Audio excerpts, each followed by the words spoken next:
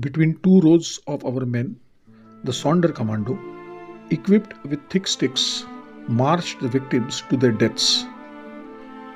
We were made to get the victims into that room. We told them that they were standing in line, waiting for the cleaning and disinfecting stage of the process, which was why they had to remove their clothes. Above a bench that ran the length of the concrete wall of the gas chambers, there were racks with racks that served as hangers. Those sentenced to death were told to hang their clothes on a hanger and remember its number. Because after the bathing and disinfecting procedure, when they came out of the showers, they could get their clothes back. A sign indicating the way to the showers pointed towards gas chambers. We helped them get undressed and unpack the valuables that they had on them. We supplied soap and a towel to a few of them. Their heads were shaved.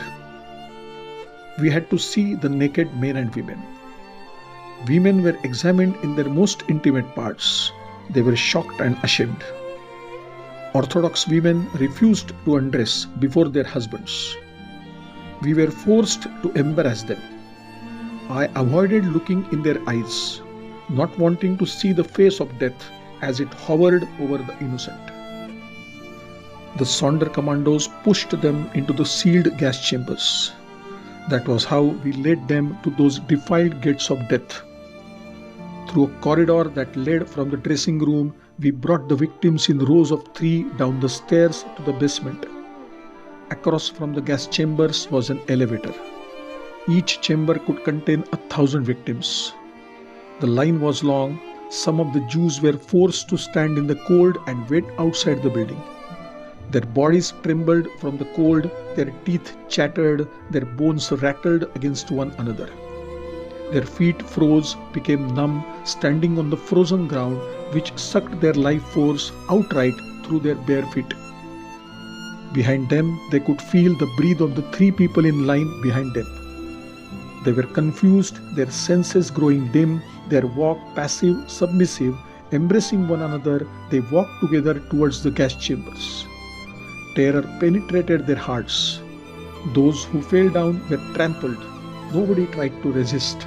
As though they accepted their fate, they poured into the trap. Getting 1,000 people into the gas chamber took no more than an hour. The doors of the gas chambers were thick and armored. To ensure that the gas not seep out, we slammed and barred them.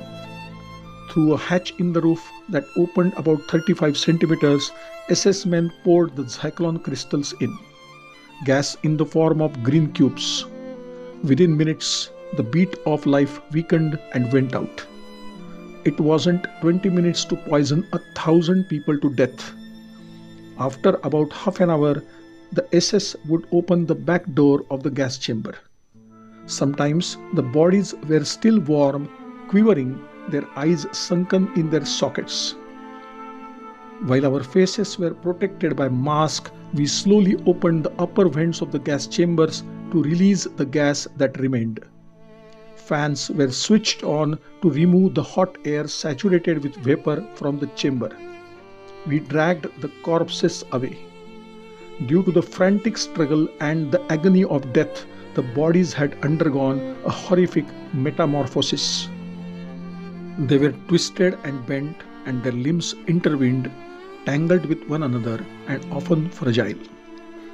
We lay them on their backs with their faces upwards to make it possible for the team of dentists, the Jews whose job it was to remove gold teeth from the corpses, to do their work.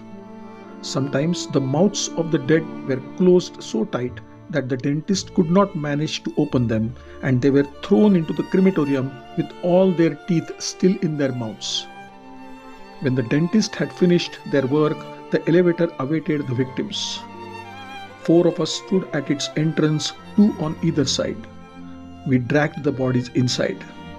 When the elevator reached the landing, the furnaces opened up before us and we threw the bodies inside. The entire killing process, from the moment that the Jews arrived at the dressing room until their death, took about 4 hours. When we had cleared out the bodies, we had to return to the scene of the crime and ventilate the chambers so that the next victims would not suspect anything bad was going to happen to them. This was how we performed the most terrible, despicable task for the Germans.